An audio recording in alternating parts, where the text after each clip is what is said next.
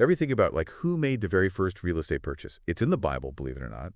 And it involves this, like, powerful patriarch, a husband who is grieving, and a cave that became a sacred burial site. Wow. We're going to unpack Genesis chapter 23, the story of Sarah's death, and how Abraham bought the cave of Machpelah.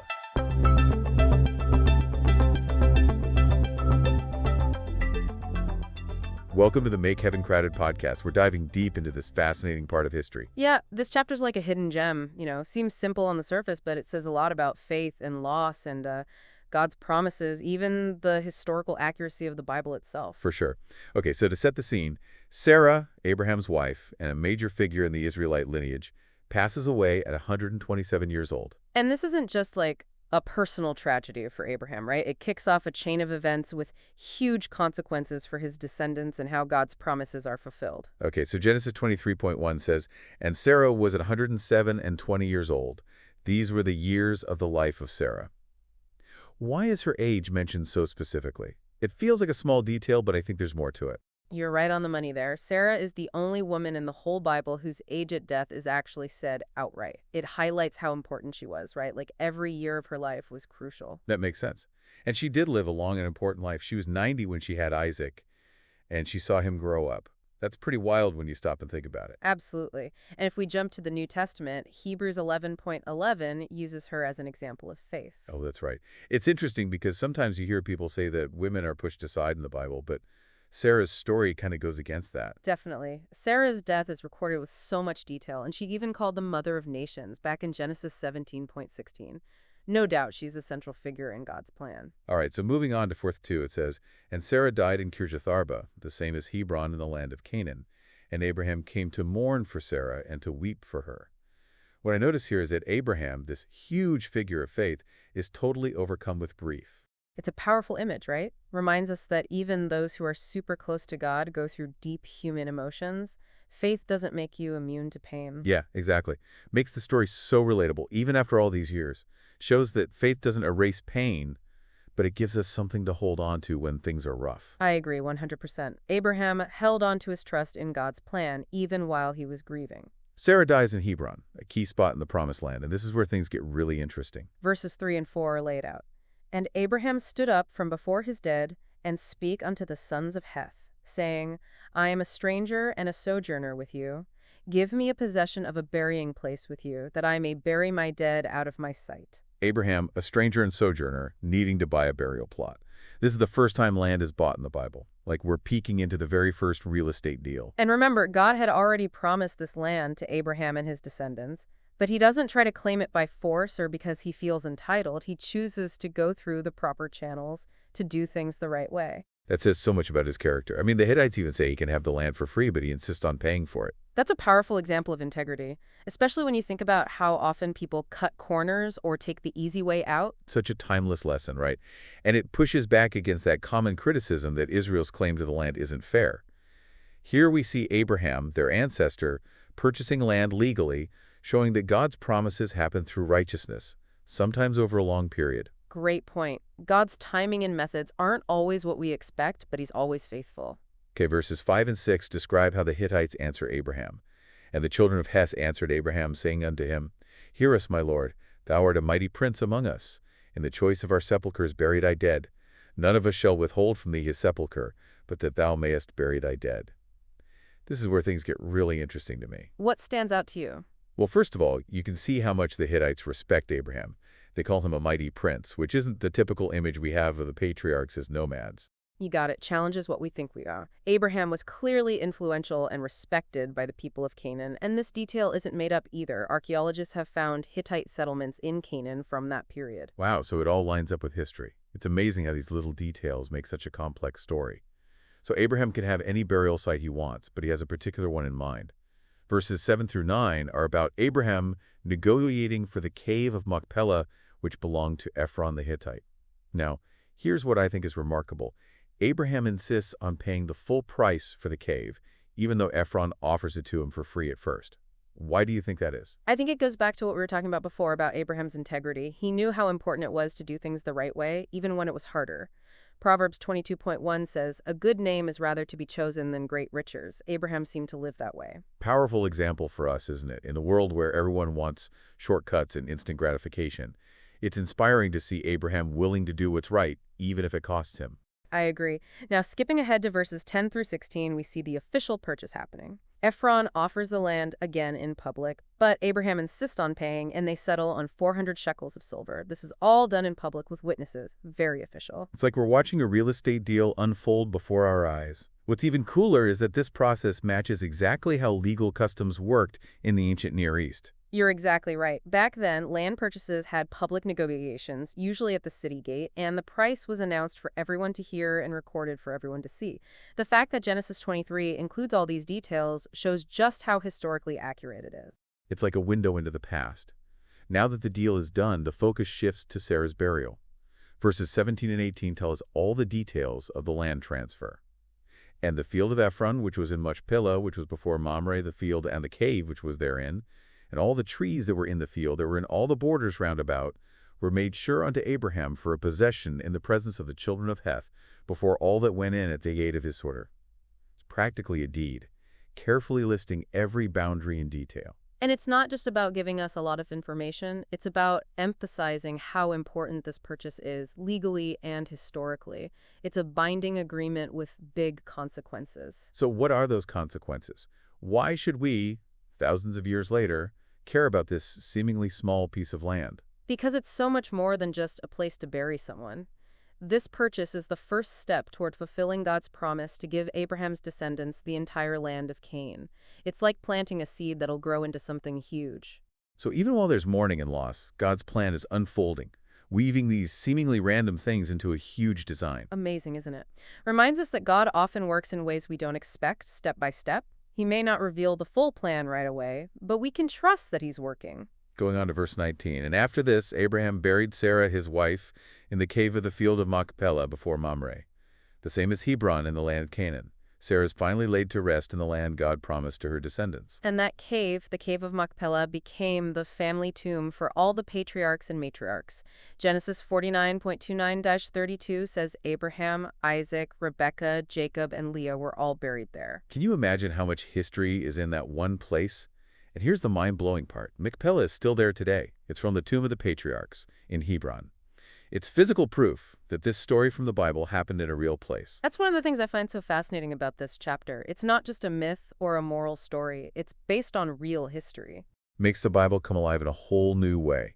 Verse 20 repeats that Abraham legally owns the cave, and the field and the cave that is therein were made sure unto Abraham for a possession of a burying place by the sons of Heth. This last statement is really important. It stresses that although God promised Abraham all of Canaan, he only got this tiny piece of it while he was alive. But that small piece, that burial plot for his wife, was like a token of faith, a down payment on what his descendants would get one day. It shows God's faithfulness and how his promises unfold over generations. Amazing how much is packed into one chapter. You can say that again. And there's one more thing I want to point out before we move on. We've been talking about the history and theology, but there's a deeper, more personal message too. I'm listening. What do you mean? Imagine yourself in Abraham's place. His wife just died, he's a foreigner in a strange land, and he doesn't know what the future holds. But even with all that, he doesn't despair. He trusts God's promises, does what's right, and invests in the future. It's a good reminder that even when life throws us curveballs, we can still choose faith and hope, just like Abraham. You got it, and that's a lesson that applies no matter what time you live in or what's going on in your life. So what does this mean for us today? How do we apply these old truths to our modern lives? Well, that's the question, isn't it? I think one of the big takeaways from Genesis 23 is that it's important to trust God's timing. Like how Abraham was promised all of Canaan, but only got a small part of it while he was alive. We might also have to wait for God's promises to come true in our lives. That's hard for a lot of us to grasp, especially in our culture where everything is about instant gratification. We want everything now. True, but when we let go of needing to control everything and trust that God's timing is perfect, it's unbelievably freeing. We can be peaceful and content in a way that's just not possible otherwise. So it's not just about waiting around, it's about actively trusting God as we go through all the ups and downs of life. Exactly. And that trust should show up in our actions. Just like Abraham was honest and fair with the Hittites, we should also live in honesty, fairness, and compassion, even when it's hard. Because at the end of the day, our actions show what we really value, and those values determine where we end up. Well put. And speaking of where we end up, it's important to remember this story isn't just about buying land, it's about building a legacy. Abraham buying the cave of Machpelah was like a seed that grew into a whole nation, a people God chose to bless the world. And that legacy continues to touch us today, right? As believers, we become part of Abraham's family and receive his spiritual blessings. You said it, we're part of a story that started thousands of years ago, a story that's still being written. And just like Abraham played a vital role in God's plan, we have a part to play too. It's both humbling and inspiring to think that our seemingly ordinary lives are woven into such a massive story. It really is, and it all starts with faith, with trusting the same God who made promises to Abraham and is still fulfilling those promises in our lives today. This has been such a deep and insightful conversation. It feels like we've only just scratched the surface of Genesis 23. There's always more to find, isn't there? But I think we've established a good understanding of why this chapter is so important. For sure. Now, you mentioned earlier that Abraham paid 400 shekels of silver for the cave. What does that mean in context? Was that a lot of money back then? Oh, it was a lot, even by today's standards. Enough to buy a big piece of property. Remember, Abraham wasn't just buying any cave. He wanted a good piece of land in a strategically important spot. That adds a whole new layer to the story. It shows how committed he was to burying Sarah with dignity and also to setting up a presence in the Promised Land. He was investing in the future, trusting God. This wasn't just a business deal. It was a powerful statement of faith. A perfect way to wrap up this part of our deep dive. It really is. It makes you think, doesn't it? If God is willing to keep his promises in such detail, even for something as ordinary as buying real estate, what does that tell us about how faithful he is in other areas of our lives? Yeah, it really makes you think about how God is working, even in the little things, and how he's there even in times of sadness and loss. We've talked about a lot so far, gone through the first 20 verses of Genesis 23 pretty carefully. Maybe we should take a step back and summarize what's happened in this chapter, the main events and themes, before we keep going. All right, so big picture, Sarah, who was Abraham's wife, dies in Hebron. And Abraham, even though he's a stranger and sojourner there, wants to buy a proper burial place for her. The Hittites offer him land for free, but Abraham's like, nope, I'm paying. It shows how much he cared about doing things the right way and respecting their laws. He ends up negotiating for this cave, the cave of Machpelah, which was owned by a Hittite named Ephron. And in the end, he buys it for 400 shekels of silver. That was a lot of money back then. The whole deal happens out in the open, which is how they did things in the ancient Near East. It's true. And all the details are written down super carefully to show how important and official this purchase was.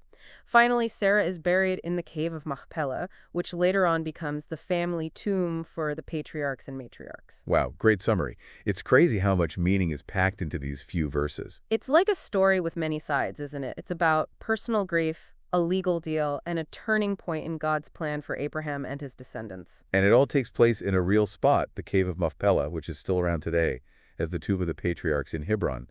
Amazing to think about how long it's been there. It really shows how grounded the Bible is in history. But, I want to switch gears for a bit. We've talked about history and theology, but the chapter also has a deep personal message. I'm curious. What do you mean?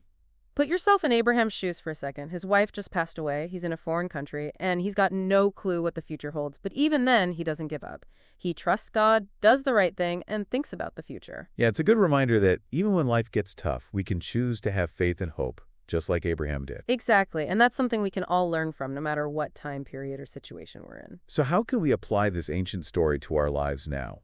What does it mean for us? Well, that's the million-dollar question. One of the big lessons from Genesis 23, I think, is to trust in God's timing.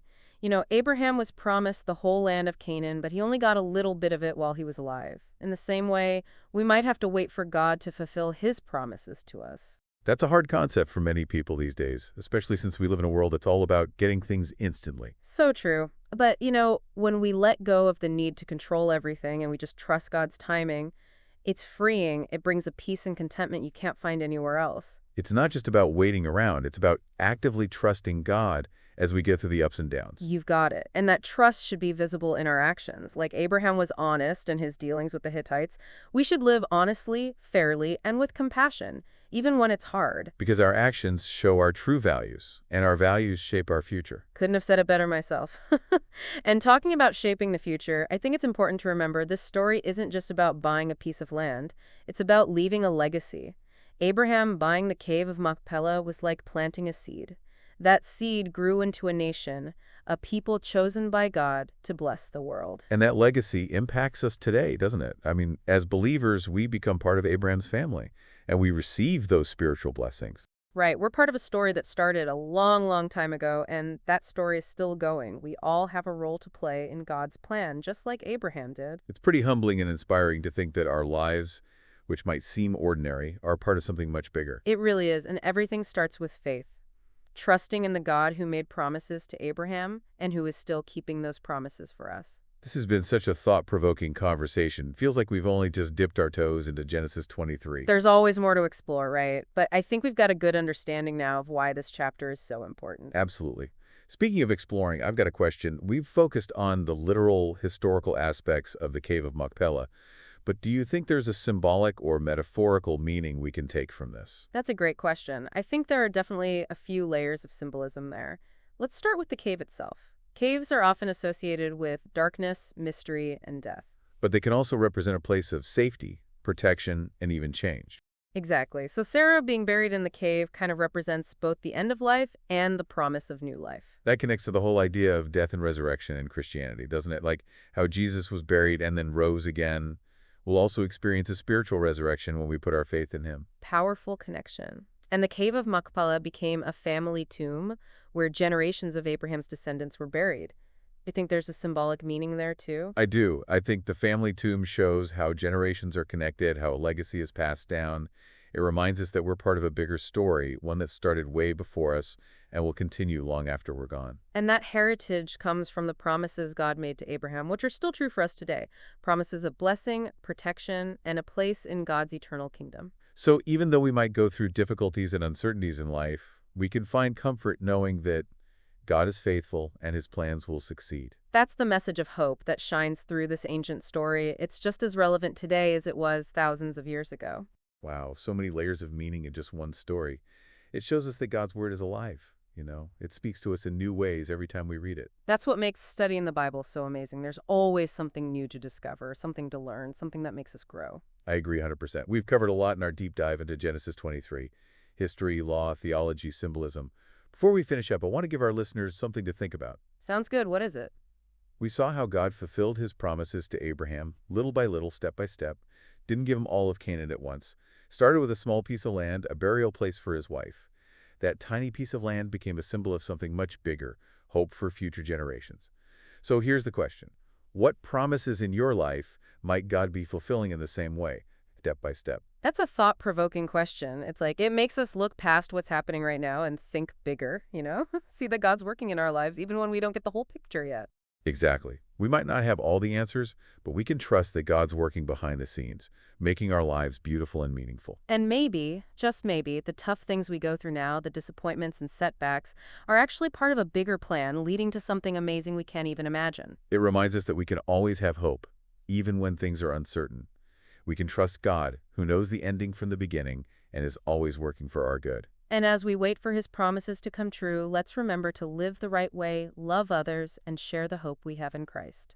Our smallest actions can make a big difference. Beautiful thought. It brings us back to making heaven crowded, doesn't it? It's not just about us being saved. It's about inviting others along on this journey of faith. For sure. And it all starts with living in a way that shows God's love and grace. That's what inspires others to seek him. Well said. Before we go, I want to encourage our listeners to check out the Make Heaven Crowded YouTube channel. You can watch Genesis 23 come to life there. It's awesome. Definitely a great resource, and it's a cool way to share this amazing story with others. If you like this deep dive into Genesis chapter 23, share it with someone. And tell us what you think in the comments. We love hearing from you. Thanks for exploring Genesis 23 with us. Until next time, keep searching, keep growing, and keep making heaven crowded.